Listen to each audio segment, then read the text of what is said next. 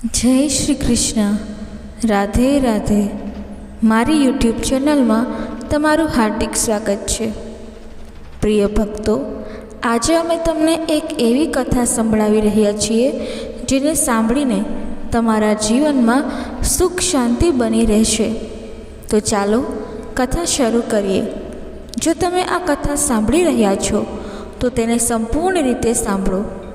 આ કથાને અડધી અધૂરી છોડવાની ભૂલ ન કરો, કારણ કે આ પવિત્ર કથાને સંપૂર્ણ રીતે સાંભળવાથી તમને ઈચ્છિત ફળ મળશે. તેથી આ કથાને સંપૂર્ણપણે સાંભળો. જો તમે શિવભક્ત છો તો ભોલેનાથનો અનાદર ના કરો. માતા પાર્વતી ભગવાન શંકરને પૂછે છે કે કયા લોકોના પૈસા ખાવાથી મનુષ્યને બળદ બનીને ચૂકવવા પડે છે. ત્યારે ભગવાન શિવ કહે છે, હે દેવી, તમારા પ્રશ્નોના જવાબ માટે હું તમને એક કથા કહીશ, જે સાંભળીને ખબર પડશે કે કયા પ્રકારના લોકોના પૈસા ખાવાથી બળદ બનીને ચૂકવવા પડે છે. આ કથા ખૂબ જ જ્ઞાનવર્ધક અને સમજવા લાયક છે. તેથી આ કથાને છેલ્લે સુધી ધ્યાનથી સાંભળજો.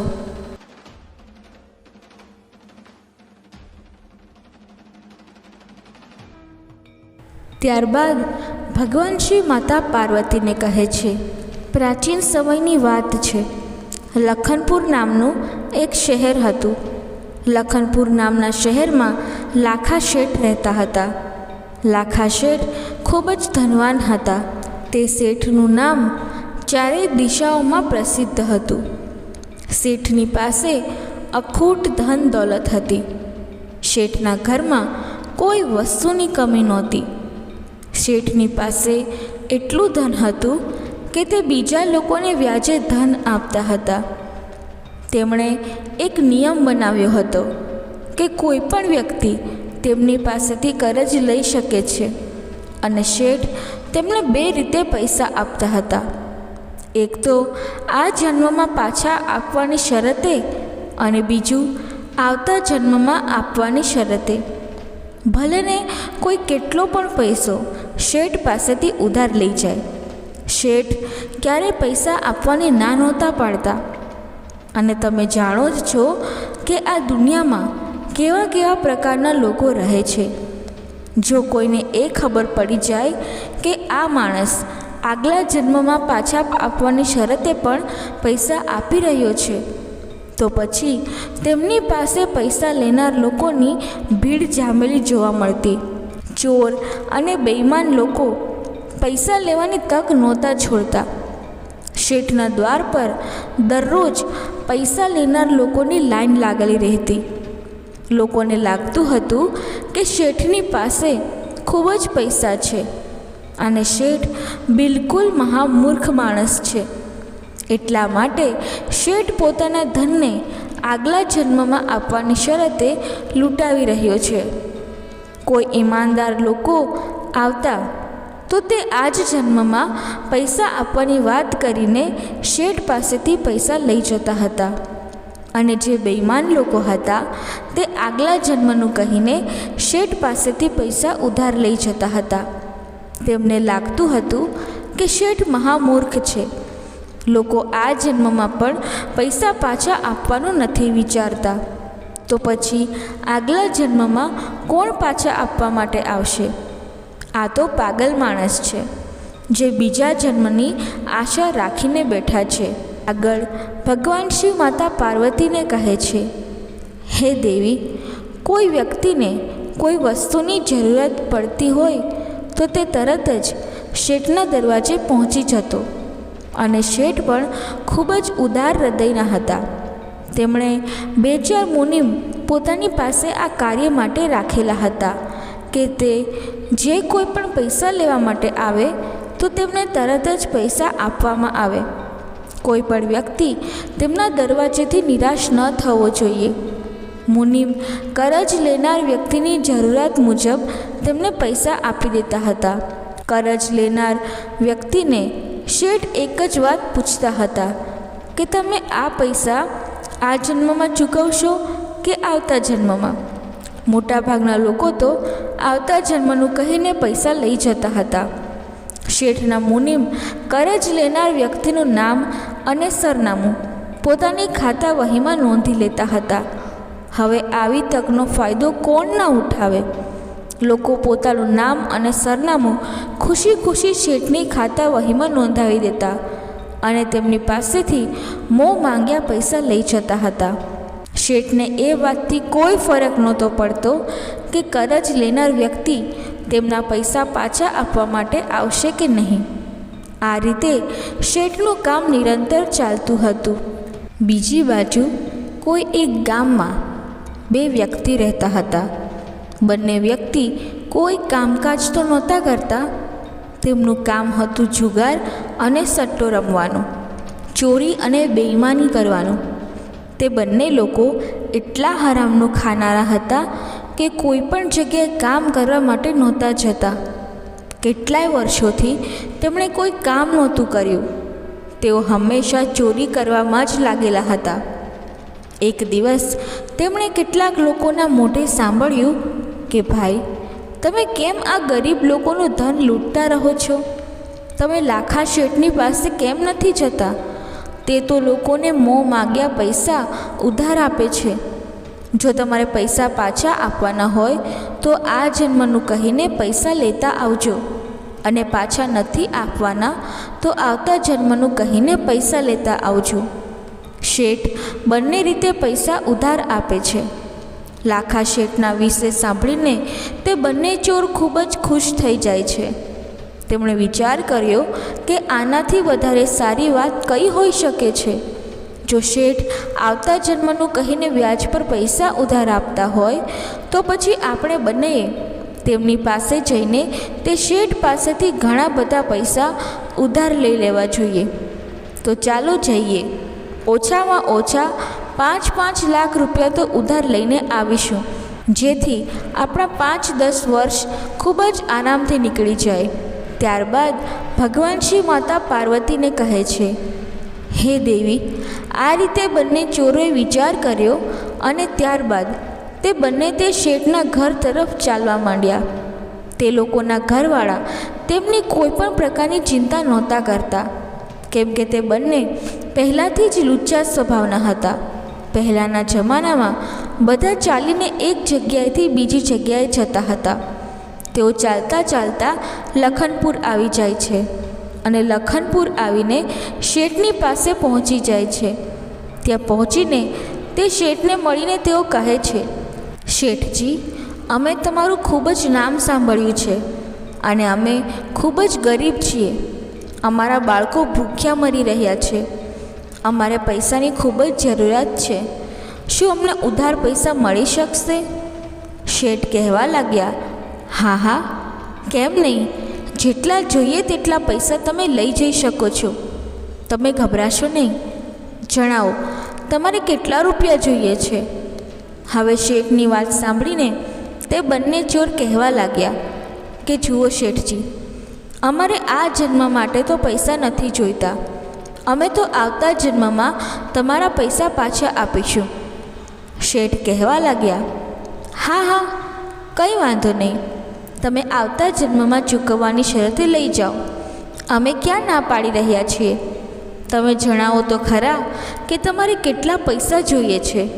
અમે તો આવતા જન્મે ચૂકવવાની શરતે પણ પૈસા આપીએ છીએ.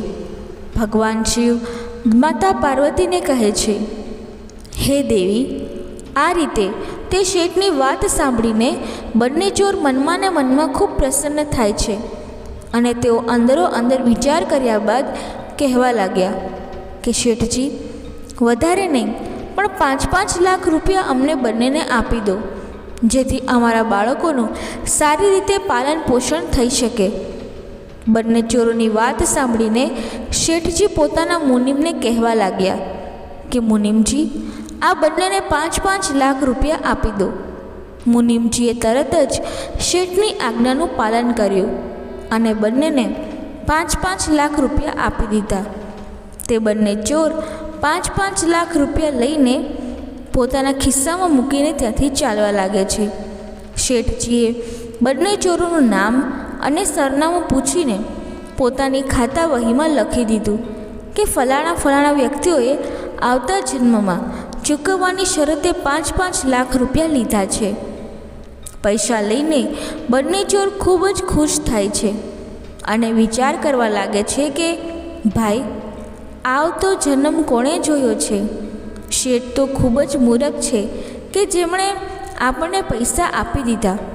આપણને આવતા જન્મની તો ખબર નથી, પણ આ પૈસાથી આપણો આ જન્મ જરૂર સુધરી જશે.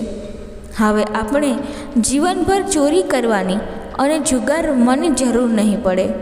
આ રીતે બંને ચોર વિચાર કરતાં કરતાં ખુશ થઈને જતા હોય છે. હવે આગળ એવું થાય છે કે તે બંને ચોર ચાલતા ચાલતા જઈ રહ્યા હોય છે અને રાત પડી જાય છે. ત્યારે તેમને એક ગામ દેખાય છે. તેઓ વિચારવા લાગ્યા કે ચાલો આજની રાત આપણે આ ગામમાં રોકાઈ જઈશું. જ્યારે તે ગામમાં પહોંચ્યા ત્યારે તેઓ રોકાવાની જગ્યા શોધવા લાગ્યા, પરંતુ કોઈએ તેમને રોકાવા માટેનું કહ્યું નહીં, કેમ કે તે બંને લોકો દેખાવથી જ બદમાશ લાગતા હતા. બંને ચોરોને એ ડર લાગી રહ્યો હતો કે તેમની પાસે આટલા બધા રૂપિયા છે, કોઈ તેમની પાસેથી આ રૂપિયા છીનવી ના લે. ત્યારબાદ ઘણો વિચાર કર્યા પછી તેમણે ત્યાં રોકાવાનો નિર્ણય કર્યો. મિત્રો, ગામની બહાર એક ઘાંચીનું ઘર હતું. ત્યાં જઈને તે લોકો કહેવા લાગ્યા કે ભાઈ, અમે તમારા ઘરે રોકાવા માંગીએ છીએ. આજની રાત પસાર થઈ જશે તો આવતીકાલે સવારે અમે અહીંથી જતા રહીશું. ભાઈ, અમે તમારા ઘરનું ભોજન પણ નહીં જમીએ. ફક્ત ઊંઘવા માટે અમને પથારી આપી દેજો અને એક ખાટલો આપી દેજો. ત્યારે તે ઘાંચી કહેવા લાગ્યો કે ભાઈ, મારી પાસે તો એક જ ખાટલો છે. એક કામ કરો, મારા તબેલામાં એક ખાટલો પડ્યો છે અને ત્યાં મારો એક બળદ અને એક પાડો બાંધેલો છે. ત્યાં જાઓ અને તમે ત્યાં આરામથી સૂઈ જજો અને મારા પશુઓની રખેવાળી પણ કરજો. ત્યારબાદ ભગવાન શિવ માતા પાર્વતીને કહે છે. તે બંને ચોર ઘાંચીના તબેલામાં સૂવા માટે જતા રહે છે. જ્યારે તે બંને તબેલામાં રોકાય છે ત્યારે તે ઘાંચી પોતાના ઘરે જતો રહે છે. આ બાજુ તે બંને ચોર તબેલામાં પડેલા ખાટલા પર સૂઈ જાય છે, પરંતુ બંનેને ઊંઘ ન આવી, કેમ કે તે બંનેની પાસે ઘણા બધા પૈસા હતા અને તેમને ડર લાગી રહ્યો હતો કે કોઈ આવીને તેમની પાસેથી આ પૈસા ચોરી ના જાય. એટલા માટે બંને જાગતા જાગતા એકબીજા સાથે વાતો કરી રહ્યા હતા. આ રીતે રાત્રિના 12 વાગી જાય છે. આ બાજુ તે તબેલામાં એક બળદ અને એક પાડો બાંધેલો હતો. ત્યારે તે પાડો કહેવા લાગ્યો, અરે બળદભાઈ, તમે જાગી રહ્યા છો કે સૂઈ ગયા? જુઓ, મારી વાત ધ્યાનથી સાંભળો. મારો અને તમારો ફક્ત આજ રાત સુધીનો જ સાથ છે. આવતીકાલે સવારે હું તમને છોડીને જતો રહીશ. ત્યારે તે બળદ કહેવા લાગ્યો, શું વાત કરી રહ્યા છો? કાલે તમે મને છોડીને જતા રહેશો? કેમ જતા રહેશો? ત્યારે તે પાડો કહે છે, જુઓ ભાઈ, મેં પહેલાં આપણા માલિક પાસેથી કરજ લીધું હતું અને તે કરજને હું ચૂકવી ન શક્યો. તો જુઓ, મારે આ ઘાંચીના ઘરે પાડો બનવું પડ્યું અને આજે મારી તેણે લાકડીઓ મારીને આવી હાલત બનાવી દીધી છે. તેણે મારી પાસેથી એક પૈસાની વ્યાજ સહિત વસૂલી કરી છે. મેં તેની પાસેથી જેટલું કરજ લીધું હતું તેનાથી 1000 ગણું તેણે મારી પાસેથી વસૂલાત કર્યું છે અને હવે મારું જે કરજ હતું તે ચૂકવાઈ ગયું છે. હવે હું આ વ્યક્તિના કરજથી મુક્ત થઈ ગયો છું. આવતીકાલે સવારે હું આ વ્યક્તિના ઘરનો થોડો ઘાસચારો ખાઈશ અને ત્યારબાદ અહીંથી જતો રહીશ. ત્યારબાદ હું આ શરીરને છોડી દઈશ. હે બળદભાઈ, આપણો આટલો જ સાથ લખેલો હતો. પાડાની વાત સાંભળીને બળદ કહેવા લાગ્યો કે વાત તો તમારી સાચી છે. અરે ભાઈ, તું તો મુક્ત થઈ જઈશ અને એમ તો હું પણ ચાલ્યો જઈશ. જો તું 2-4 કલાક રોકાઈ જાય તો હું પણ તારી સાથે આવીશ. હું પણ આ ઘાંચીના કરજથી મુક્ત થઈ જઈશ. મારે ઘાંચીના ઘાણીમાં થોડા સરસવનું તેલ કાઢવાનું છે અને 4 કલાક સુધી મારે તેની ઘાણી ચલાવવાની છે. ત્યારબાદ એક કસાઈ આવશે અને તે કસાઈ પાસેથી મારે ગયા જન્મના રૂપિયા લેવાના હતા. મારા પૈસા આપીને તે મને ખરીદી લેશે અને ત્યારબાદ તે ઘાંચી કસાઈ પાસેથી પૈસા લઈ લેશે. અને જેવો જ તે ઘાંચી આ પૈસા લેશે ત્યારે હું તે ઘાંચીના કરજથી મુક્ત થઈ જઈશ, કેમ કે મેં પણ ગયા જન્મમાં આ ઘાંચી પાસેથી કરજ લીધું હતું. આવી રીતે હું તેનું બધું જ કરજ ચૂકવી દઈશ, કેમ કે તેની ઘાણી ચલાવીને મેં જે કામ કર્યું છે તેમાંથી તેણે મારું ઘણું બધું કરજ વસૂલ કરી લીધું છે અને બાકી વધેલા પૈસા તે કસાઈ આપતો જશે. ત્યારબાદ હું થોડે દૂર સુધી તે કસાઈની જોડે ચાલીશ અને પછી હું મરી જઈશ. આ વાત જ્યારે તે બંને ચોરોએ સાંભળી ત્યારે તે વિચારવા લાગ્યા કે આ કેવી વાત કહેવાય. આપણે જોવું જોઈએ. આ બાજુ જ્યારે સવાર પડે છે અને જ્યારે સૂરજ નીકળે છે ત્યારે તે ઘાંચી આવે છે અને ત્યાં આવીને તે બળદ અને પાડાને થોડો થોડો ઘાસચારો નાખે છે. પાડાએ થોડો ઘાસચારો ખાધો અને ઘાસચારો ખાધા બાદ તે પાડો ત્યાં જ પડી જાય છે અને મૃત્યુ પામે છે. જ્યારે તે પાડો મરી જાય છે ત્યારે તે ઘાંચી ખૂબ જ દુઃખી થાય છે કે મારો પાડો મરી ગયો. બીજી બાજુ તે બંને ચોર વિચારવા લાગે છે, અરે ભાઈ, વાત તો એકદમ સાચી નીકળી. જેવું આપણે રાત્રે સાંભળ્યું હતું તે જ હિસાબથી આ ઘટના ઘટી છે. આનો મતલબ એ થયો કે આ પાડાએ તે ઘાંચી પાસેથી કરજ લીધું હતું. હવે પ્રશ્ન છે કે શું આ બળદ પણ મરી જશે? ચાલો હવે આ ઘટનાને પણ આપણે જોઈએ. હવે બંને ચોર ત્યાં રોકાઈને જોવા લાગે છે. આ બાજુ તે ઘાંચીએ બળદને ઘાણીમાં જોડ્યો અને 2-3 કલાક સુધી તે બળદ પાસે પોતાની ઘાણી ચલાવી અને થોડીવાર પછી ત્યાં એક કસાઈ આવે છે. કસાઈએ ઘાંચીને કહ્યું કે ભાઈ, શું તમે તમારા આ બળદને વેચશો? ત્યારે ઘાંચીએ કહ્યું, હા ભાઈ, હું મારા બળદને વેચી દઈશ. ત્યારે કસાઈએ કહ્યું, તમે કેટલા પૈસા લેશો? હવે તે ઘાંચી કસાઈને બળદની કિંમત જણાવી દે છે.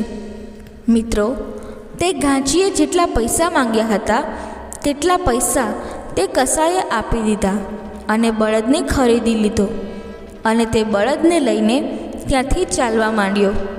આ બાજુ તે બંને ચોર એકબીજા સાથે વાત કરવા લાગ્યા કે ભાઈ, બળદે કહ્યું હતું કે કસાઈ આવશે અને કસાઈ પણ આવી ગયો. તે ઘાંચીએ બળદ પણ વેચી દીધો. હવે આપણે તેની પાછળ પાછળ જઈએ અને જોઈએ કે રસ્તામાં આ બળદ મરશે કે નહીં. થોડે દૂર સુધી તે બંને ચોર કસાઈનો પીછો કરે છે અને ગામની બહાર નીકળીને જેવા જ તે બળદે ગામની સરહદ પાર કરી તેવો જ તે બળદ પછડાટ ખાઈને નીચે પડી ગયો અને તેનું મૃત્યુ થઈ ગયું. હવે તો તે બંને ચોરોના પગ નીચેથી જમીન સરકી જાય છે. બંને એકબીજા સાથે વાત કરવા લાગ્યા કે ભાઈ, વાત એકદમ સાચી પડી. તે પાડાએ ઘાંચી પાસેથી કરજ લીધું હતું, એટલા માટે તેણે તે ઘાંચીના ઘરે કામ કરવા માટે આવવું પડ્યું અને તે ઘાંચીના પૈસા ચૂકવીને તે મરી ગયો. આ રીતે બળદે પણ કરજ લીધું હતું. બળદ ગયા જન્મમાં જરૂર કોઈ મનુષ્ય હશે, તે પણ તે ઘાંચીના પૈસા ચૂકવીને મરી ગયો. આ વાત પરથી સાબિત થાય છે કે કોઈ બીજાના પૈસા ખાય છે તો તેને બળદ કે પાડો બનીને તેના પૈસા ચૂકવવા પડે છે. એવી જ રીતે આપણે તે શેઠ પાસેથી પૈસા ઉધાર લઈને આવ્યા છીએ. લાગે છે કે આવતા જન્મમાં આપણે પણ તે શેઠને ત્યાં કોઈને કોઈ પશુ બનીને જન્મ લેવો પડશે અને તેના પૈસા ચૂકવવા પડશે. તે બંને ચોરે વિચાર કર્યો કે હવે શું કરવું જોઈએ. એક ચોરે કહ્યું કે ચાલો આપણે પાછા જઈએ અને શેઠને ત્યાં જઈને આપણે તેના પૈસા પાછા આપી દઈએ. શેઠ જ્યારે પૂછશે કે તમે પૈસા કેમ પાછા આપવા આવ્યા છો, ત્યારે આપણે તેને કહી દઈશું કે અમારી જોડે પૈસાની વ્યવસ્થા થઈ ગઈ છે, તમે તમારા પૈસાને પાછા લઈ લો અને જમા કરી દો. આ રીતે આવો વિચાર કરીને તે બંને ચોર તે શેઠ પાસે પાછા પહોંચી જાય છે અને પાછા લખનપુર લાખા શેઠની પાસે આવી જાય છે. તે બંને શેઠની પાસે પહોંચ્યા અને શેઠે તેમને જોયા અને કહેવા લાગ્યા કે તમે બંને પાછા કેમ આવ્યા, શું વાત છે? ત્યારે બંને ચોર કહેવા લાગ્યા, શેઠજી, થોડીવાર પહેલાં અમે તમારી પાસેથી જે પૈસા લઈ ગયા હતા તે પૈસાને અમે પાછા આપવા માટે આવ્યા છીએ. હકીકતમાં અમારી પાસે બીજી કોઈ જગ્યાએથી પૈસાની વ્યવસ્થા થઈ ગઈ છે. તમે તમારા પૈસા પાછા લઈ લો અને તે ખાતા વહીમાંથી અમારું નામ કાઢી નાખો. ત્યારબાદ ભગવાન શિવ માતા પાર્વતીને કહે છે, હે દેવી, તે શેઠજીએ પોતાની ખાતા વહી જોઈ ત્યારે તેમાં લખ્યું હતું કે આવતા જન્મમાં ચૂકવવાની શરતે પૈસા લીધા છે. ત્યારે શેઠજી કહેવા લાગ્યા, જુઓ ભાઈ, જો તમે આ જન્મમાં પાછા આપવાની શરતે પૈસા ઉધાર લઈ ગયા હોત તો હું આ જન્મમાં આ પૈસા લઈને તમને જમા કરી દેત, પરંતુ તમે તો આવતા જન્મમાં ચૂકવવાની શરતે પૈસા ઉધાર લીધા છે, તો પછી હવે હું આ પૈસાને જમા નહીં કરી શકું. હવે તમારે આ પૈસા આવતા જન્મમાં જ ચૂકવવા પડશે. જ્યારે તે ચોરોએ શેઠની આ વાત સાંભળી ત્યારે તેમણે શેઠને ફરીથી કહ્યું કે ના શેઠજી, તમારે આ પૈસા લેવા જ પડશે. હવે તે શેઠ તે પૈસાને લેવા માટે સ્પષ્ટ રીતે ના પાડી રહ્યા હતા અને તે ચોર જબરદસ્તી તે પૈસાને પાછા આપવા માંગતા હતા. ઘણી બધી વિનંતી કરવા છતાં પણ તે શેઠે પૈસા પાછા લીધા નહીં. હવે તે બંને ચોર નિરાશ થઈને પોતાના ઘર તરફ પાછા ચાલી નીકળ્યા. ચાલતા ચાલતા તેઓ વિચાર કરવા લાગ્યા કે હવે આપણે આ શેઠને ત્યાં બળદ બનવું પડશે અને આ શેઠ આપણને દંડા મારી મારીને એક એક પૈસાનો હિસાબ લેશે. હવે આપણે શું કરીએ? હવે તો આપણે આ શેઠનું કરજ લઈને મફતમાં જ મુસીબત વહોરી લીધી છે. બંને વિચાર કરતાં કરતાં ચાલતા જઈ રહ્યા હતા. ચાલતા ચાલતા તેઓ એક જંગલમાં પહોંચ્યા અને તે જંગલમાં 4 રસ્તા પડતા હતા. ત્યાં તે બંને ચોર એક વૃક્ષની નીચે બેસી જાય છે અને તેઓ વિચાર કરે છે કે હવે આપણે શેઠને ત્યાં જન્મ લેવો પડશે અને ન જાણે શેઠ આપણને કેટલી બધી યાતનાઓ આપશે અને આપણી પાસેથી પૈસા વસૂલશે. તેઓ બંને અરસપરસ વિચાર કરી રહ્યા હતા. ત્યારે એક ચોર બોલ્યો કે ભાઈ, મારા દિમાગમાં એક યુક્તિ આવી છે. આપણે એક કામ કરીએ, શેઠે આપણને જે 10 લાખ રૂપિયા આપ્યા છે તેમાંથી આપણે આ જંગલમાં એક મોટું તળાવ બનાવડાવીએ, કેમ કે આ જંગલમાં પાણી માટેની કોઈ વ્યવસ્થા નથી. ત્યારે બીજો ચોર કહેવા લાગ્યો, ભાઈ, વાત તો તું એકદમ સાચી કહી રહ્યો છે. આ રીતે તે બંને ચોરોએ વિચાર વિમર્શ કરીને નિર્ણય કરી લીધો કે આપણે શેઠ પાસેથી કરજ લઈને જે પૈસા લાવ્યા છીએ તેમાંથી અહીં એક ખૂબ જ મોટું અને સુંદર તળાવ બનાવડાવીશું. પછી જોવાનું શું હતું, તેમણે આસપાસના ગામોમાંથી મજૂર બોલાવ્યા અને જંગલમાં એક તળાવનું ખોદકામ શરૂ કરાવી દીધું. થોડા સમયમાં તેમણે એક ખૂબ જ સુંદર તળાવનું નિર્માણ કરાવી દીધું. તળાવની ચારે બાજુ તેમણે લીલાછમ છોડ રોપાવી દીધા. અંદરથી તળાવને એકદમ પાકું બનાવી દીધું અને ચારે બાજુ તેને સપાટ રાખ્યું. પશુઓને પાણી પીવા માટે તેમણે ઘાટ બનાવડાવ્યા. તળાવની બાજુમાં તે ચોરોએ પોતાને રહેવા માટે એક રૂમનું નાનું મકાન બનાવ્યું. હવે તે બંને ચોર તળાવના કિનારે તે નાના મકાનમાં રહેવા લાગ્યા. શેઠની પાસેથી જેટલા પૈસા તે લઈને આવ્યા હતા તે બધા જ પૈસા તેમણે તે તળાવના નિર્માણ કાર્યમાં ખર્ચ કરી દીધા. હવે થોડા દિવસો બાદ જ્યારે વર્ષા ઋતુ આવે છે ત્યારે વરસાદનું પાણી ચારે બાજુથી ત્યાં આવે છે અને ઝડપથી તળાવ ભરાઈ જાય છે. થોડા સમય બાદ તળાવમાં જે ગંદકી આવી હતી તે વરસાદના પાણીની સાથે સાથે નીચે બેસી જાય છે અને તળાવમાં એકદમ સ્વચ્છ પાણી થઈ જાય છે. ધીમે ધીમે આસપાસના ગામના લોકોને તે તળાવની માહિતી મળવા લાગી. ત્યારે તે બધા લોકો પોતાના પશુઓને લઈને ત્યાં પાણી પીવડાવવા માટે આવવા લાગ્યા. પરંતુ તેઓને ચોર જેમણે તે તળાવ બનાવડાવ્યું હતું તેઓ એક લાકડી લઈને તે તળાવની સુરક્ષા કરવા લાગ્યા અને જે કોઈ પણ પાણી પીવડાવવા માટે આવતું હતું તેમને તેઓ દૂરથી જ ભગાડી દેતા હતા.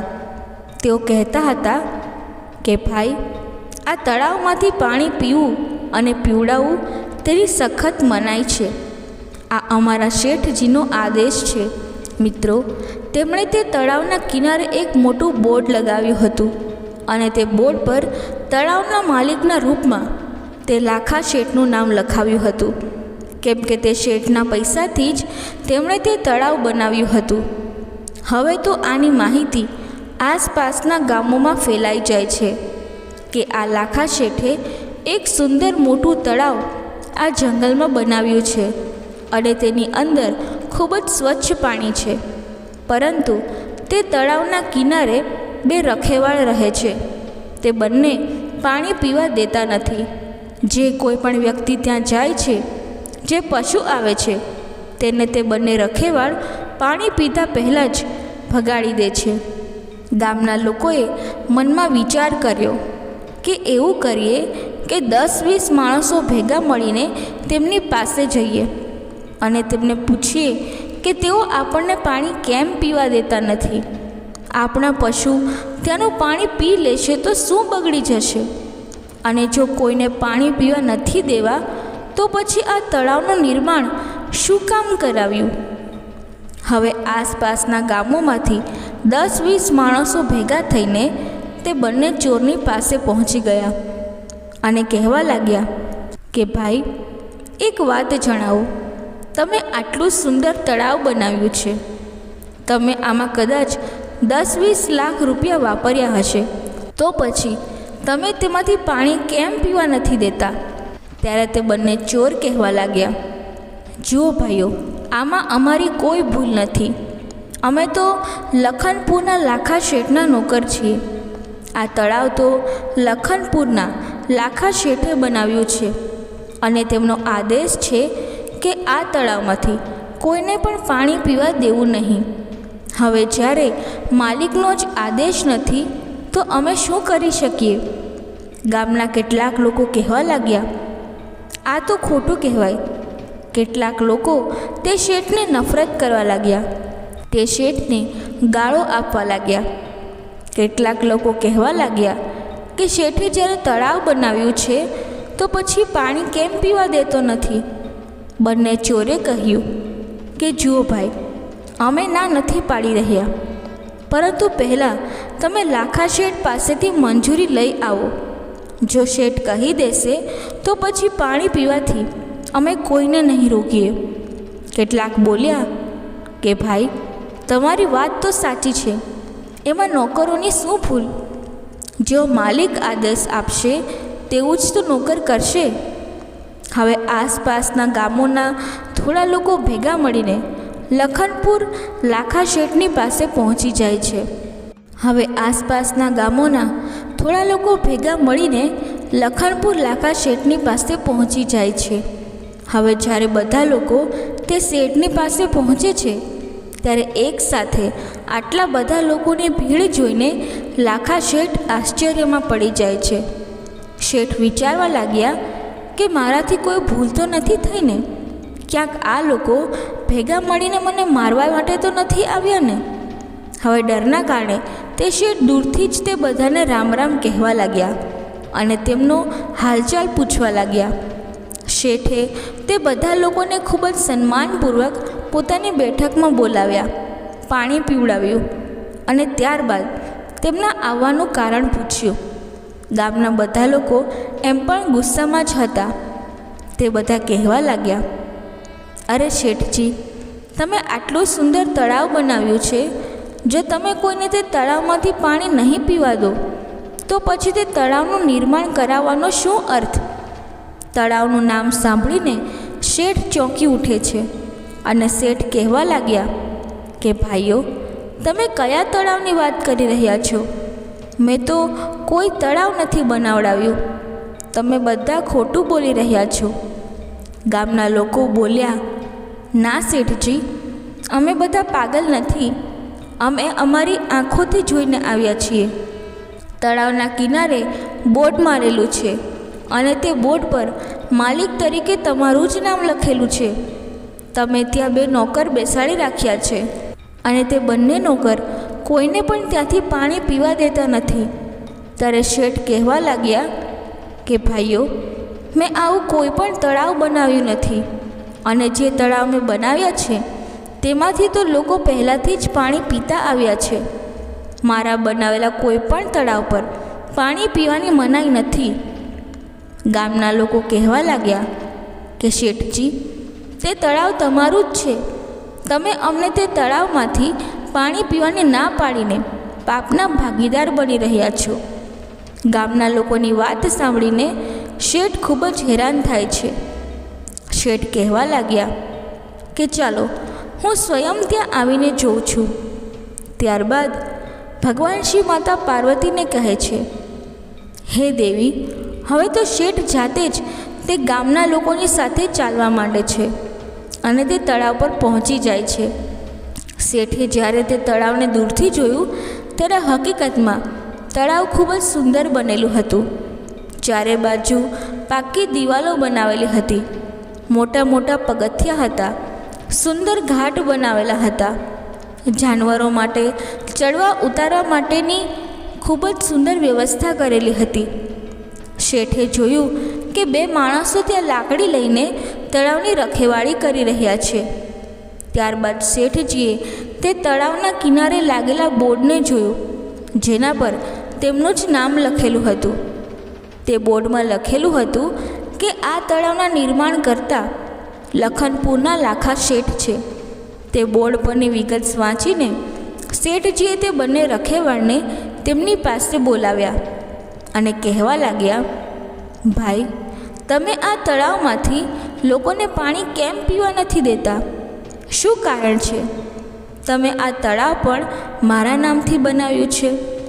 મારા નામથી તળાવ બનાવડાવીને અને લોકોને પાણીથી વંચિત રાખીને મને કેમ પાપનો ભાગીદાર બનાવી રહ્યા છો, જ્યારે મેં તો આ તળાવ બનાવ્યું જ નથી? ત્યારે તે બંને ચોર શેઠને કહે છે. તે સમયે બધા ગામના લોકો પણ ત્યાં હાજર હતા. તે બંને ચોર કહેવા લાગ્યા કે શેઠજી, અમે તમારી પાસેથી 10 લાખ રૂપિયા આવતા જન્મે ચૂકવવાની શરતે લાવ્યા હતા, પરંતુ તે રૂપિયા અમે ઘરે લઈ નહીં ગયા. તેના પહેલાં જ અમારી પાસે પૈસાની વ્યવસ્થા થઈ ગઈ અને અમે તે પૈસાને તમને પાછા આપવા માંગતા હતા, પરંતુ તમે અમને એવું કહીને ના પાડી દીધી કે આવતા જન્મમાં આપવાની શરતે લીધેલા પૈસાને હું પાછા લેતો નથી. તે પૈસા તો તમારે આવતા જન્મમાં જ આપવા પડશે. પરંતુ શેઠજી, અમે તે પૈસાને આ જ જન્મમાં આપવા માંગીએ છીએ અને તમે તે પૈસાને લેવાનો ઇનકાર કરી દીધો. હવે તમે જણાવો કે અમે શું કરીએ? એટલા માટે અમારા મનમાં વિચાર આવ્યો અને અમે તે પૈસાથી આ તળાવનું નિર્માણ કરાવી દીધું. પૈસા તો તમારા જ હતા, એટલા માટે અમે અહીં બોર્ડ પર તમારું જ નામ લખાવી દીધું. હવે અમે ત્યાં સુધી કોઈને પાણી પીવા નહીં દઈશું જ્યાં સુધી તમે તે પૈસાને માફ નહીં કરો અને તમારી ખાતા વહીમાંથી અમારા બંનેના નામ કાઢી નહીં નાખો. બધા લોકો તમારું જ ખોટું બોલશે અને હજારો લોકોનો શ્રાપ તમને લાગશે, કેમ કે પૈસા તમારા હતા. જો તમે તે પૈસાને જમા કરી દેશો તો અમને કોઈ વાંધો નથી, ભલે ને પછી અહીં કોઈ પણ આવીને પાણી પીવે.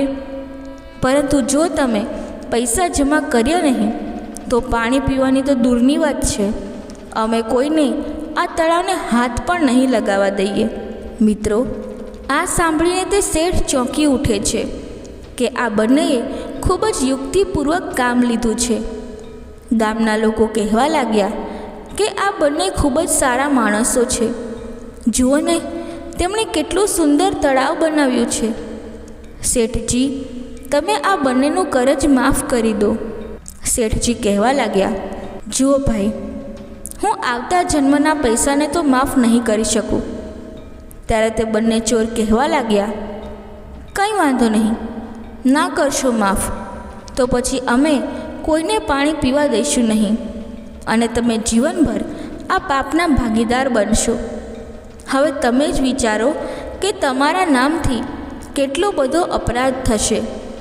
શેઠને બધી વાત સમજમાં આવી જાય છે કે મારા પૈસા અને મારા નામનો આ લોકો દુરુપયોગ કરશે અને હું નરકનો ભાગીદાર બનીશ. શેઠ કહેવા લાગ્યા, કંઈ વાંધો નહીં, હું તમારા પૈસાને અત્યારે જ જઈને જમા કરી દઉં છું, પરંતુ તમારે આ ગામના લોકોને પાણી પીવા દેવું પડશે. ન જાણે કેટલાય પશુ પક્ષી પાણી પીવા માટે આ તળાવ ઉપર આવતા હશે અને તમે તેમને ભગાડી દો છો. મારાથી તો આ ખૂબ જ મોટું પાપ થઈ રહ્યું છે. આ રીતે તે શેઠે તે બંનેના પૈસાને જમા કરી દીધા અને ખાતા વહીમાંથી તેમના નામ પણ કાઢી નાખ્યા. આ રીતે તે બંને ચોર ખૂબ જ પ્રસન્ન થાય છે અને તેઓ પોતાના ઘરે જતા રહે છે. તે દિવસ બાદ તેમણે ક્યારેય પણ કોઈના ઘરે ચોરી કરી નહીં કે ક્યારે જુગાર પણ રમ્યો નહીં અને કોઈની બેઈમાની પણ કરી નહીં. તે બંનેની અંદર બ્રહ્મજ્ઞાન જાગૃત થઈ જાય છે. ત્યારબાદ ભગવાન શ્રી માતા પાર્વતીને કહે છે, હે દેવી, આ કહાની પરથી એક બોધ મળે છે કે આપણે બીજાનો 1 રૂપિયો પણ મફતનો ખાઈએ છીએ તો તેને આપણે કોઈને કોઈ રૂપમાં જરૂર ચૂકવવો પડશે. જો આપણે કોઈની પાસેથી બેઈમાનીથી ધન લઈ લીધું તો યાદ રાખજો કે આપણને ખબર નથી કે તે વ્યક્તિએ તે ધન કેવી રીતે કમાયું હતું. જો તે વ્યક્તિએ તે ધનને અધર્મના રસ્તે ચાલીને કમાયું હશે ત્યારે તે પાપનો ભાગીદાર તે ધન ખાવાવાળો બનશે. મિત્રો, બેઈમાનીનું ધન ખાવાવાળો બીજાના પાપને પણ પોતાના ઉપર લઈ લે છે અને તે ધનને 1000 ગણું કરીને કોઈને કોઈ રૂપમાં તેને ચૂકવવું પડે છે. જો તમે એવું વિચારીને બેસી જશો કે મારે આના પૈસા આપવાના નથી તો એક વાત નક્કી કરી લેજો કે જેના પૈસા તમે ખાઈ રહ્યા છો કે ખાધા છે તેના ઘરે તમારે કાં તો પાડો બનવું પડશે કે પછી બળદ બનવું પડશે. કહેવાનો મતલબ એ છે કે કોઈને કોઈ રૂપમાં તમારે તેના પૈસા ચૂકવવા પડશે. પરમાત્માની અદાલતમાં કોઈ ભૂલ થતી નથી. ત્યાં કોઈની પણ લાંચ, રૂશ્વત કે ઓળખાણ ચાલતી નથી અને ત્યાં ક્યારેય પણ ભૂલ થતી નથી. જે ગુનેગાર છે, જેણે થોડું પણ પાપ કર્યું હોય તેને પણ તેના કર્મોનો દંડ જરૂર મળે છે. એટલા માટે તમને વિનંતી છે કે કોઈનો 1 રૂપિયો પણ ખાતા નહીં અને ભલે તમારા પૈસા કોઈ બીજા ખાઈ જાય પણ તમે ઈમાનદારીથી રહેજો.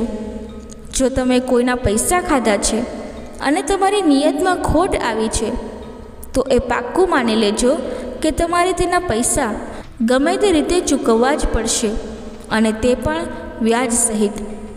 તમારું ધન સાધન તો આપે છે પણ તમારા સુખ અને શાંતિ છીનવી લે છે, તમારી અંદરની ખુશીને નષ્ટ કરી દે છે અને એક દિવસ મૂળ સહિત તે માણસનું પતન થઈ જાય છે.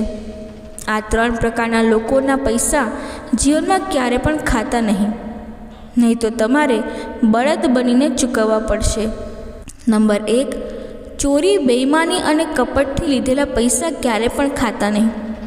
નંબર 2, કોઈ મંદિર કે દેવસ્થાન પર ચડાવેલા પૈસા ક્યારે પણ ખાતા નહીં. નંબર 3, લાંચ, રૂશ્વતના પૈસા ક્યારે પણ ખાતા નહીં. મિત્રો, જે લોકો આ 3 સ્થાનના પૈસા ખાય છે તેમનો સર્વનાશ થઈ જાય છે. તેઓ વિચારતા હોય છે કે અમે ઘણા વર્ષોથી આ 3 સ્થાનોના પૈસા ખાઈ રહ્યા છીએ, અમારું તો કંઈ બગડ્યું નથી. તો તમે ચિંતા ન કરશો, નક્કી જ તમારું ખરાબ થશે. આ જન્મમાં નહીં થાય તો આવતા જન્મમાં તો જરૂર ખરાબ થશે. તમારે હિસાબ તો આપવો જ પડશે. મિત્રો, કથા બોલતી વખતે જો મારાથી કોઈ ભૂલ થઈ હોય તો હું ક્ષમા માંગુ છું અને આશા રાખું છું કે તમને આ કથા પસંદ આવી હશે. જો તમને આ કથા પસંદ આવી હોય તો વિડીયોને લાઈક કરી ચેનલને સબસ્ક્રાઈબ જરૂરથી કરી લેજો અને કમેન્ટ બોક્સમાં હર હર મહાદેવ જરૂરથી લખજો. ધન્યવાદ. જય શ્રી કૃષ્ણ. રાધે રાધે.